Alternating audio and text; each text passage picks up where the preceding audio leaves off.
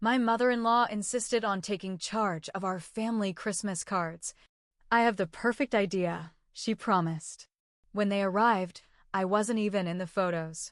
My response left her speechless. Every December, I design our family Christmas cards. It's a tradition I cherish. I select a family photo, craft a heartfelt message, and send them to our loved ones. It's my way of sharing our family's joy. Last year, Diane insisted on taking over. I have the perfect idea, she said. I hesitated but agreed, thinking it would be a nice gesture. I should have known better.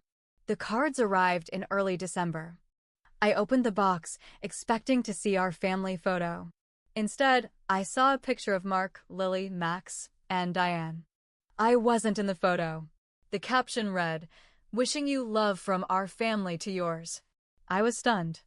I flipped through the stack, hoping it was a mistake. Nope. Every card was the same. I confronted Diane. Why am I not in the Christmas card? Oh, I thought it'd be nice to have a photo of just the kids with their grandmother, she said, smiling. And Mark? Well, he's their father. I was livid. I decided to take matters into my own hands. I designed a new Christmas card. This one featured me, Lily, and Max. Mark was notably absent. The caption read, "Sending love from our home to yours." I mailed them to all our friends and family, including Diane. When she received it, she called me. "I noticed Mark isn't in the card," she said.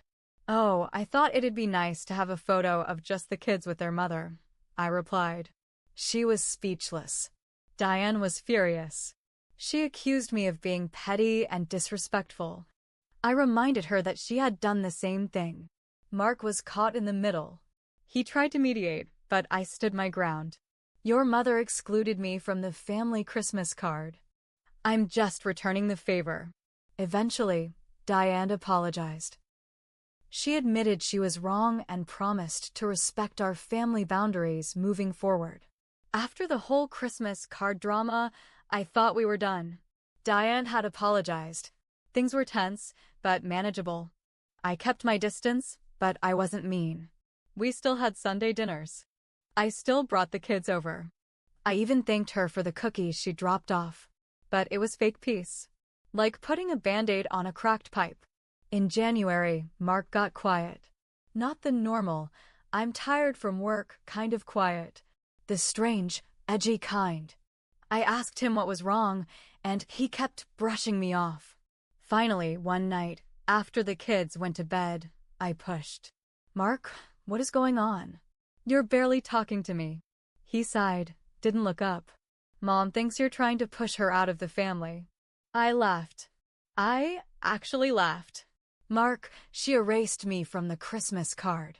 She says you retaliated by doing the same to me." That's when I realized he hadn't fully understood what she did. She had spun the whole story, made herself the victim.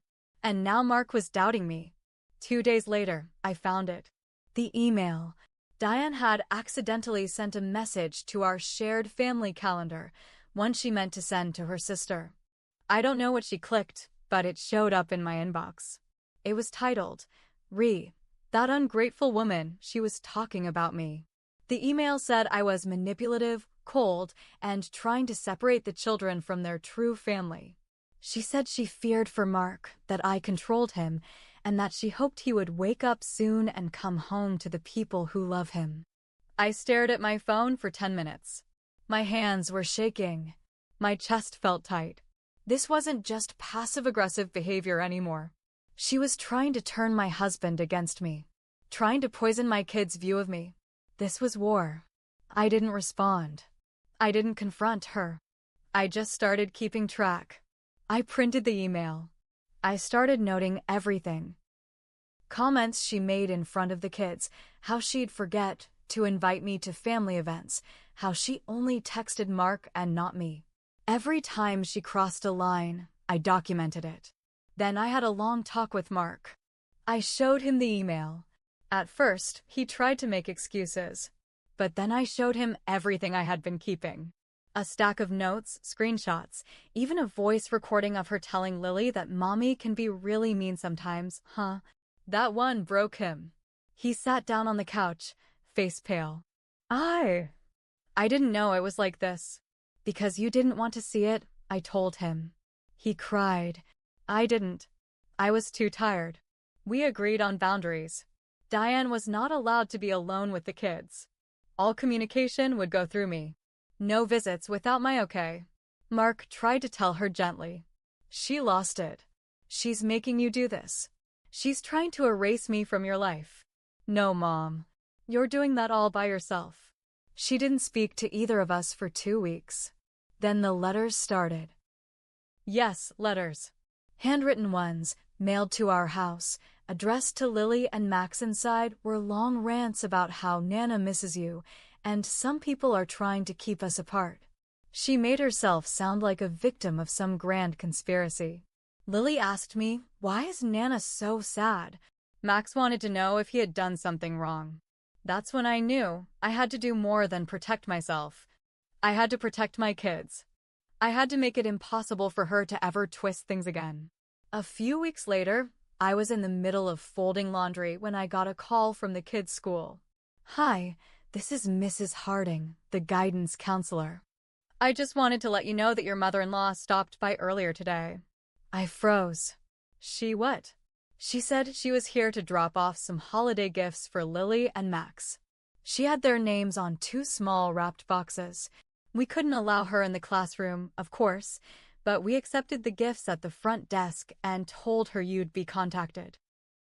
I thanked the counselor and hung up. I was shaking. We had made it very clear no contact with the kids without my or Mark's permission. She knew that. And now she was showing up at school? I picked up the gifts.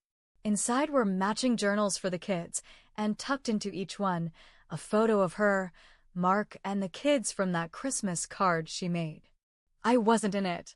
There was also a handwritten note inside each one. Lily's note said, "This is our special photo, remember? Always keep it close. Don't let anyone take these memories away." Max's said, "You can always talk to Nana. I'll be waiting when you're ready." I couldn't believe what I was reading. She was trying to create a secret emotional link to my kids behind our backs, trying to make herself the permanent fixture in their memory and edge me out of my own family. That same day, I went straight to a family lawyer. I didn't want to cut her out forever, but I needed to protect my children. I needed legal boundaries. The lawyer explained I could issue a formal no-contact letter. Not a restraining order yet, but a warning. Mark signed off on it. He was slowly coming around, especially after the school incident. He saw that it wasn't just a feud. It was manipulation. The letter was delivered. Diane didn't take it well. A week later, my phone buzzed like crazy. Texts, DMs, missed calls. Diane had gone public. She made a long Facebook post. No names, but everyone in the family knew who it was about. She claimed she was being kept from her grandchildren, that jealousy and control were ruining the family, that one woman was manipulating her son and turning the children against their own grandmother.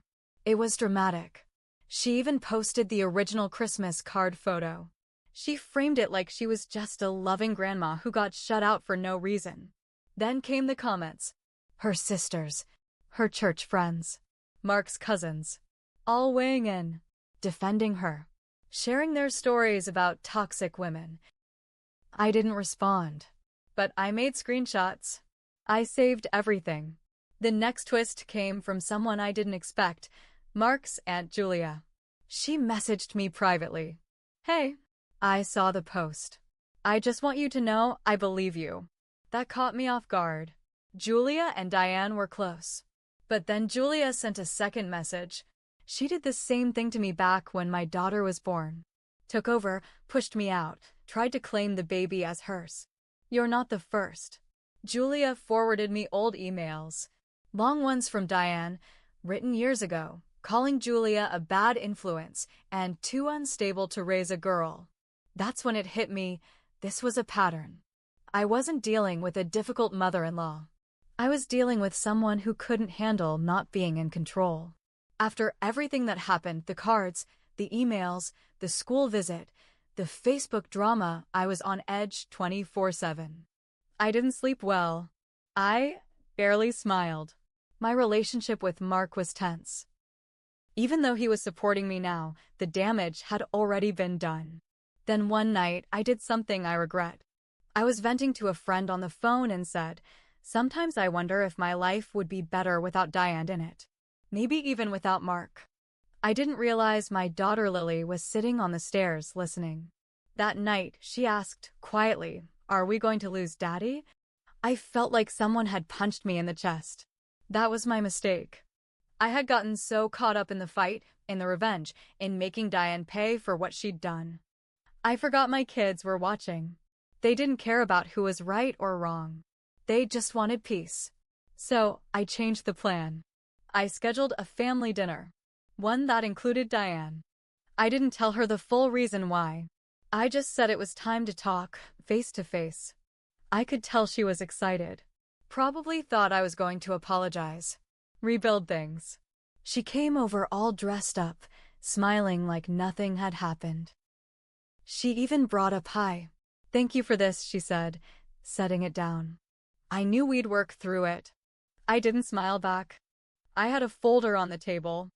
I opened it.